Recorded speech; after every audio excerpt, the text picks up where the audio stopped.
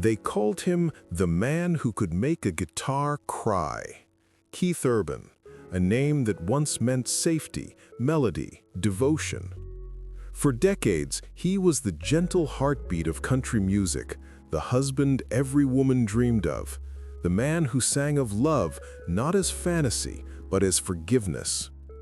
When he stood beside Nicole Kidman, the world saw grace made human. Two Australians, two survivors, two stars burning in the same light.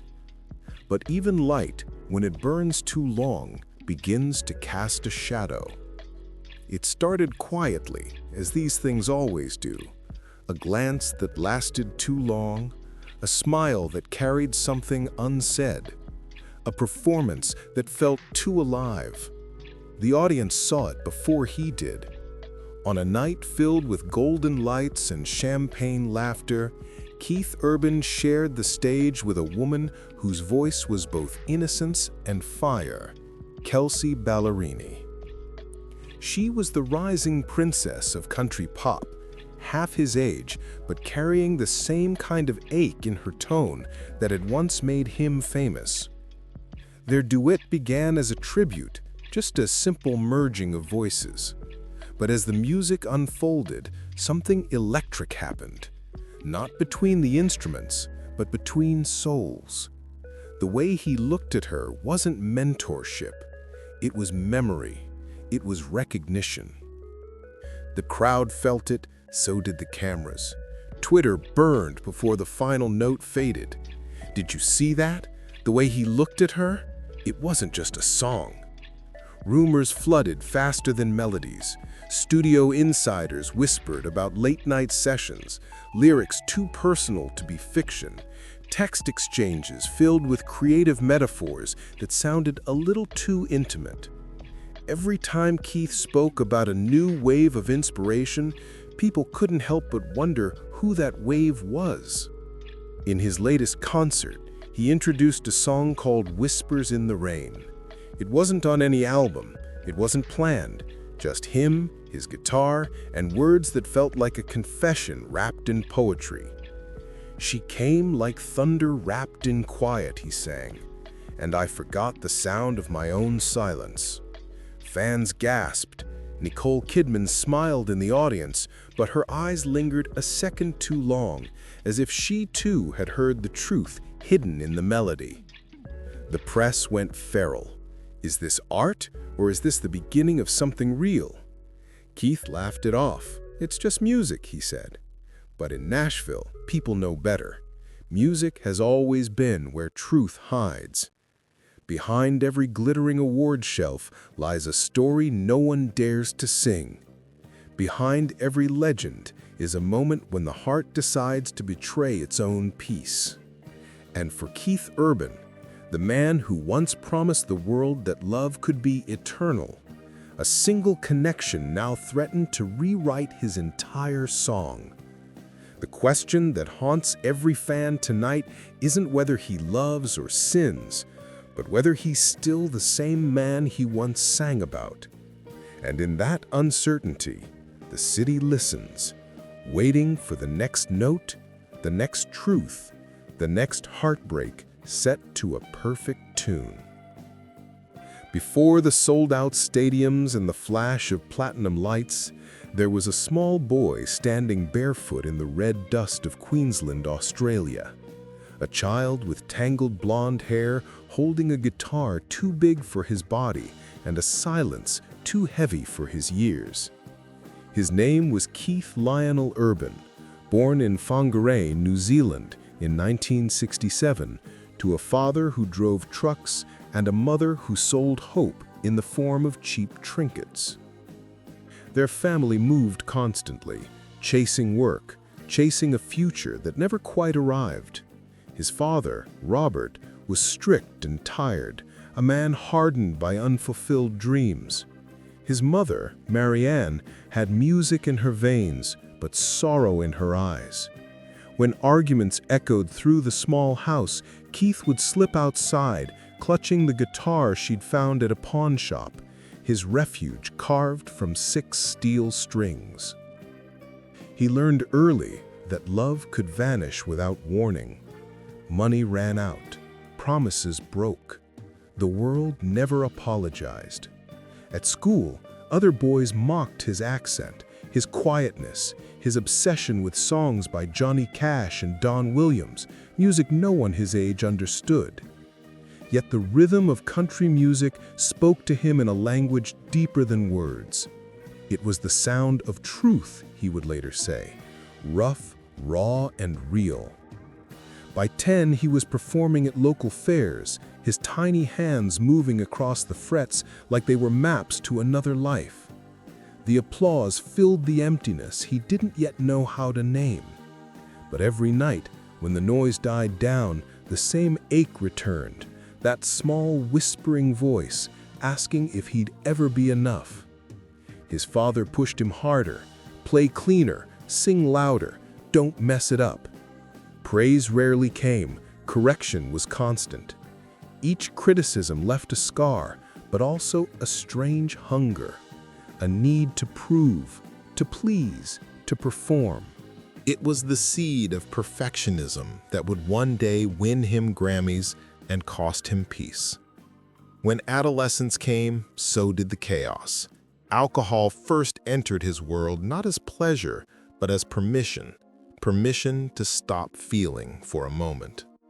He saw adults drink to forget, and soon he learned to do the same. By 17, he could outplay most musicians twice his age and outdrink them too. The two gifts grew together like twins born of pain. And yet, amid the noise, there were flashes of grace. His mother's voice humming from the kitchen, the smell of rain on the tin roof, the first time he heard applause that wasn't pity, but awe. Those were the moments that told him there was something larger waiting, something sacred in sound itself. One night, after another argument between his parents, he sat alone on the porch, guitar on his lap, moonlight on his hands. He whispered to himself, "Someday, I'll play for people who listen." It wasn't ambition. It was survival. That vow would follow him across oceans, across heartbreaks, across the dark corners of fame. Every note he would one day play, every lyric about longing and redemption was born from that lonely boy, the one who learned that music was the only language that never lied. Dreams are easy to chase when you have nothing to lose, and Keith Urban had already lost almost everything that could be taken from a boy. What remained was the ache to prove that pain could sound beautiful. He left home before most kids his age had even decided what they wanted to be, with a second-hand guitar, a duffel bag, and faith stitched together from scraps. He started performing in tiny bars across Queensland. The air was always thick with cigarette smoke and cheap whiskey, but when he sang, even the drunks went quiet. There was something in his voice, something raw, cracked, and holy. For years, he lived out of motels and borrowed couches, playing anywhere they'd let him. He was paid in coins, beer, and sometimes silence. When people clapped, he smiled. When they didn't, he sang harder. His calluses turned into armor. His loneliness turned into melody. But Nashville, that was the dream. The city of legends, the place where hearts were broken in harmony. He'd seen it in magazines, heard its name whispered like a spell. So he saved every cent, sold his old car, and bought a one-way ticket to America. It wasn't what he expected. Nashville wasn't golden, it was gray. Every corner was filled with singers better than him, hungrier than him. He spent nights sleeping in a friend's basement, scribbling lyrics on pizza boxes. Record labels turned him away. Too foreign, too raw, too risky. The polite smiles cut deeper than insults. But he refused to surrender. Music was no longer a dream. It was the only way out. He played in empty bars for strangers who didn't care.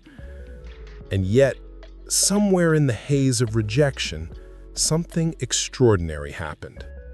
People started to remember his name. His guitar solos were lightning. His voice, smoke and fire. He didn't sound like Nashville.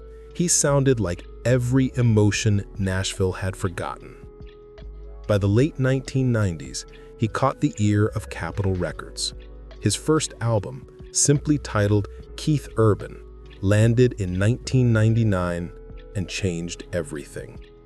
But for the Grace of God shot to #1, and suddenly, that barefoot boy from Caboolture was the new prince of country music. Yet with fame came ghosts. The faster he rose, the louder the noise inside him grew.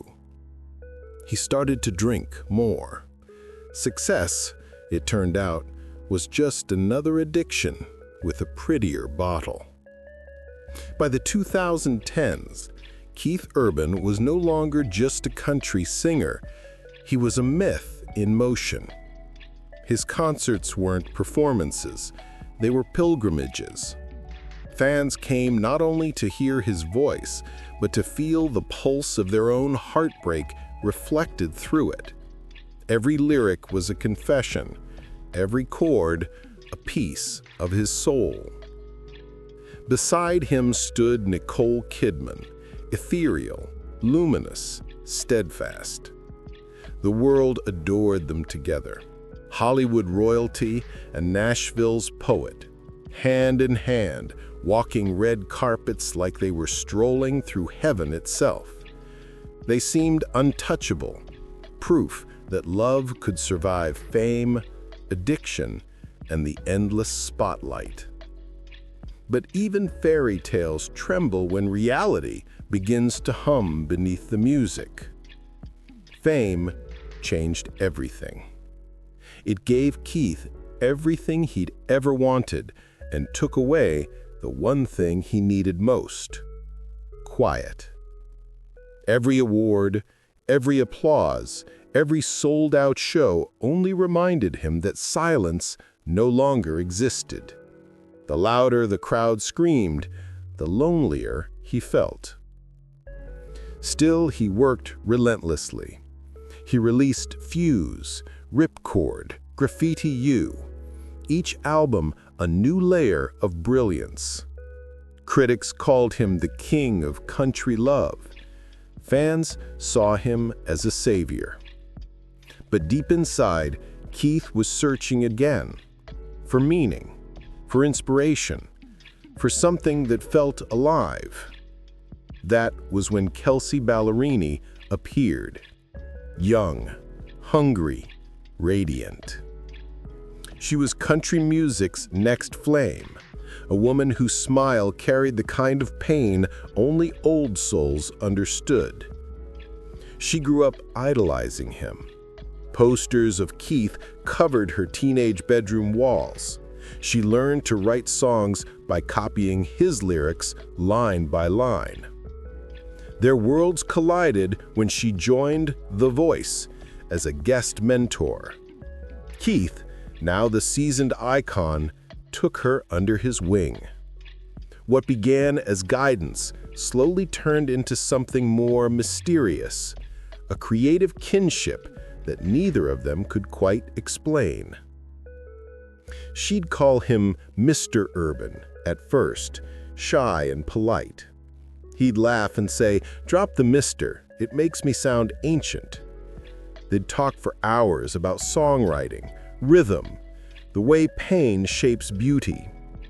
Sometimes silence would stretch between them, not awkward, but electric, the kind of silence that feels like a song waiting to be written.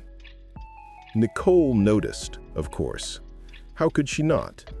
The way his voice softened when he spoke of Kelsea, the light in his eyes when he mentioned her name.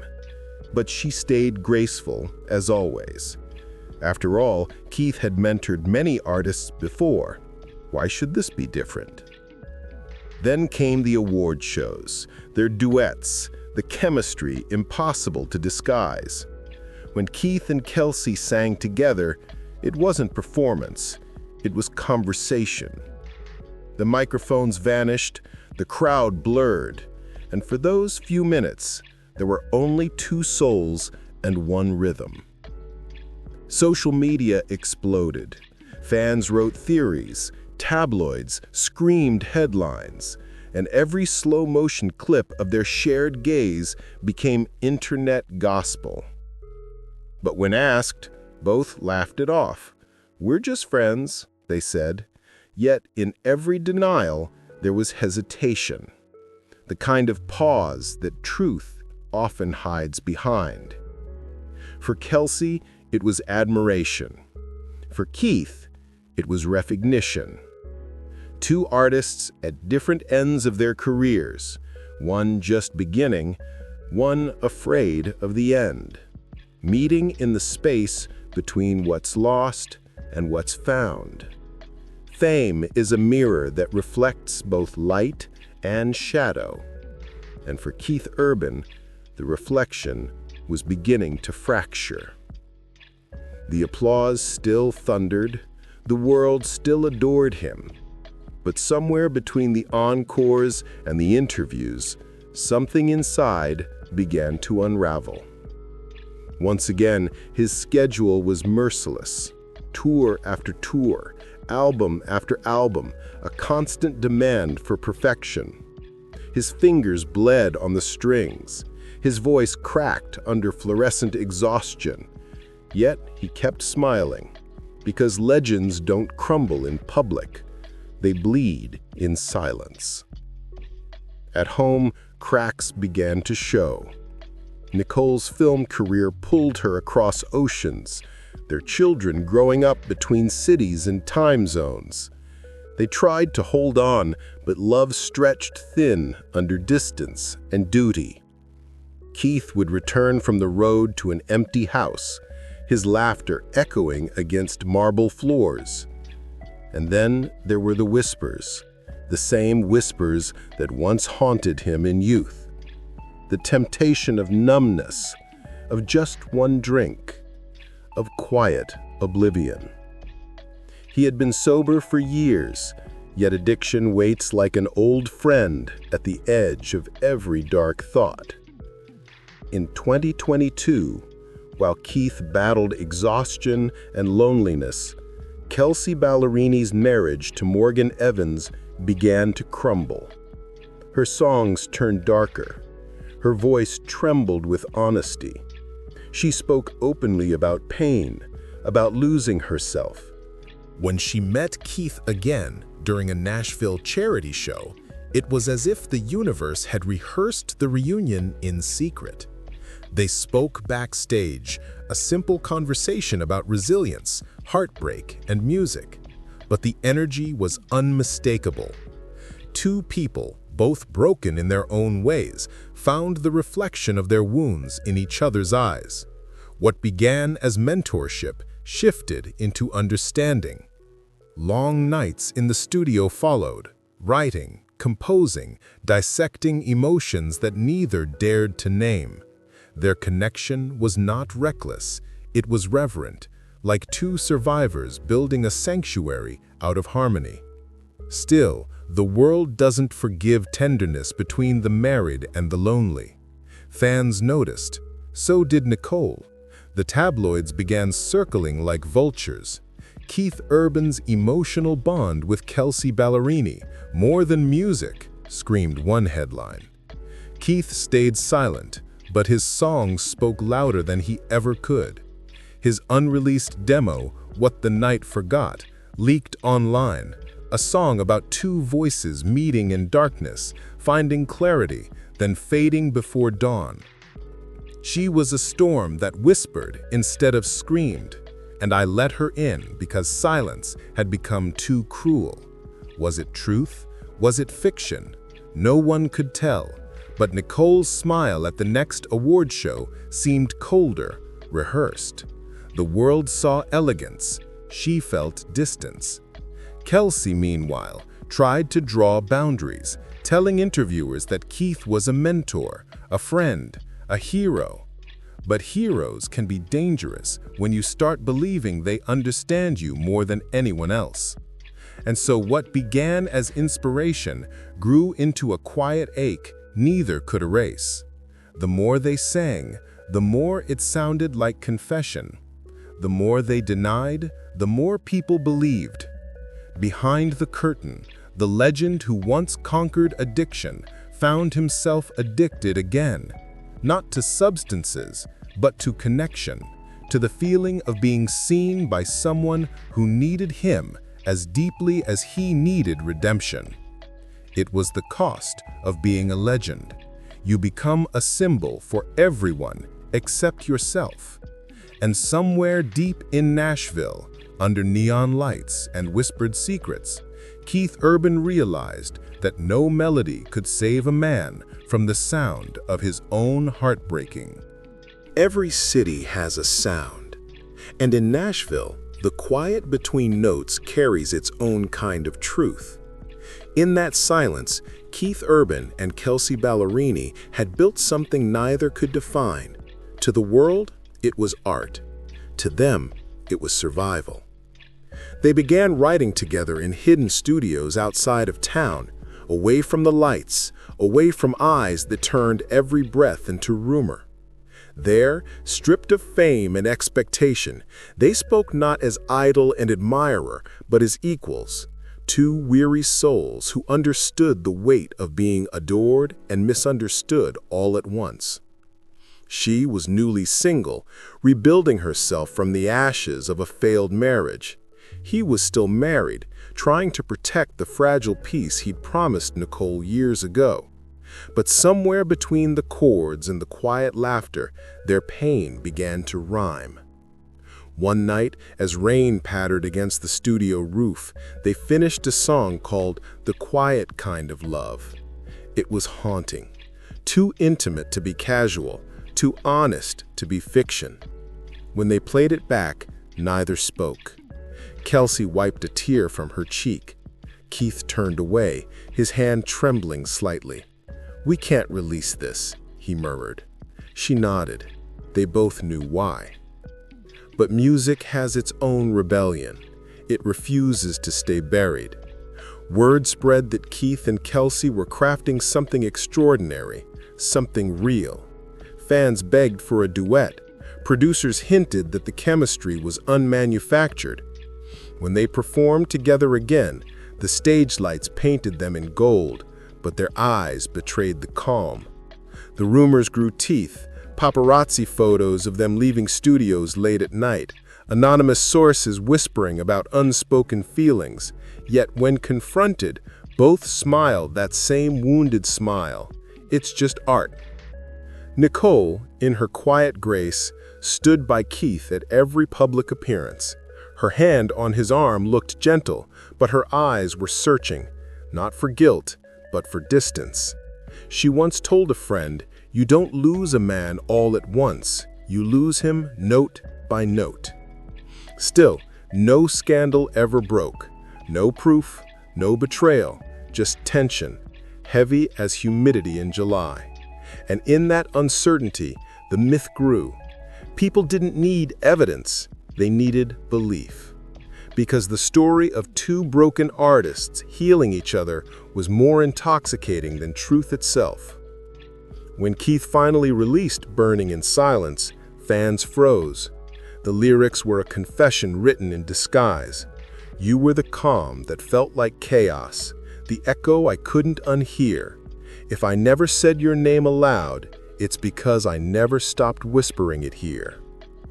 Critics called it his most vulnerable work since Love, Pain, and the Whole Crazy Thing. But to those who listened closely, especially one woman in Tennessee, it sounded like a farewell. In a rare interview, Keith was asked what inspires his songs of late. He paused, smiled faintly, and said, "Sometimes the muse isn't a person. It's what that person awakens in you." And that was all he ever said. Whatever truth lived between him and Kelsea stayed locked within the music, tender, untouchable, eternal. Because some stories aren't meant to be understood, they're meant to be felt. Time has a strange way of blurring the line between what happened and what we only imagined. The headlines have quieted now. The noise has faded into a hum, soft, persistent, almost musical. Nashville has moved on to new gossip, new stars, new songs, but somewhere beneath the surface of that restless city, two names still echo together like a chord that refuses to resolve: Keith Urban and Kelsea Ballerini. Keith is 57 now. The wildness in his eyes has mellowed into something wiser, sadder, more serene. His hair has turned silver at the edges, his voice deeper, his performances slower, more spiritual. When he sings these days, it's less about fame and more about forgiveness. Forgiveness for himself, for the choices he made, and for the silence he kept at his concerts. He still plays the old hits: Somebody Like You, Blue Ain't Your Color, The Fighter. But there's a new tenderness in the way he performs them. It's as if he's singing to ghosts. Sometimes, between songs, he looks into the crowd and smiles that faint, faraway smile, the kind that hides entire chapters behind it. Nicole Kidman stands by him, radiant as ever. She claps, she beams, she holds his hand on red carpets.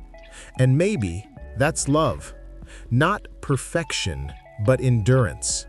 The kind of love that stays even when it's been tested by the fire of fame, temptation, and time. She once said in an interview, "You don't stay married to a man like Keith because he's flawless. You stay because you've seen his soul, and you choose it anyway." Kelsea, now in her early 30s, has become a star in her own right. Confident, luminous, finally free. Her songs brim with maturity and quiet wisdom. When asked about Keith in a recent podcast, she smiled softly and said, "He taught me that broken doesn't mean done. Sometimes you meet someone who shows you the parts of yourself you forgot were still beautiful."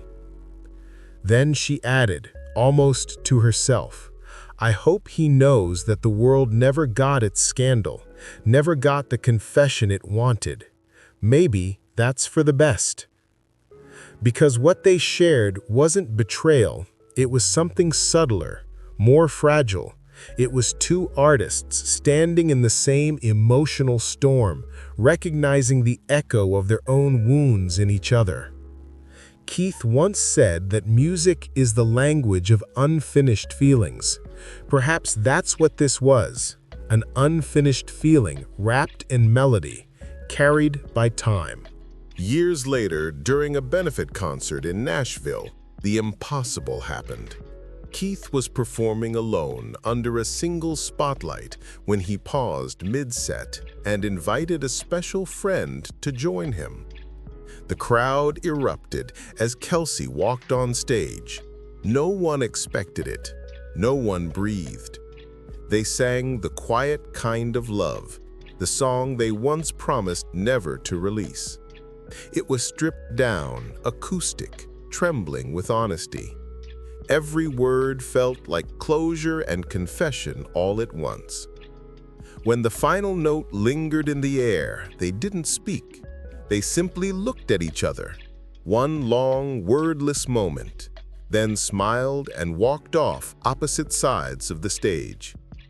The crowd stood in silence, not daring to clap yet, because some endings don't need applause, they need reverence. That night, Keith wrote one last line in his journal before sleeping. "Some connections are not meant to be understood, only remembered." And perhaps that's all this ever was, a memory that changed them both, a melody that healed more than it hurt, a chapter hidden but never forgotten. If this story touched your heart, If you've ever loved someone in silence or found yourself in the echo of another soul, then let this song be yours too. Like, share, and subscribe to keep uncovering the hidden chapters of lives lived between fame and feeling, between truth and myth, between heartbreak and grace. Because sometimes the most beautiful stories aren't the ones we tell aloud, but the ones that still sing quietly inside us long after the last note fades.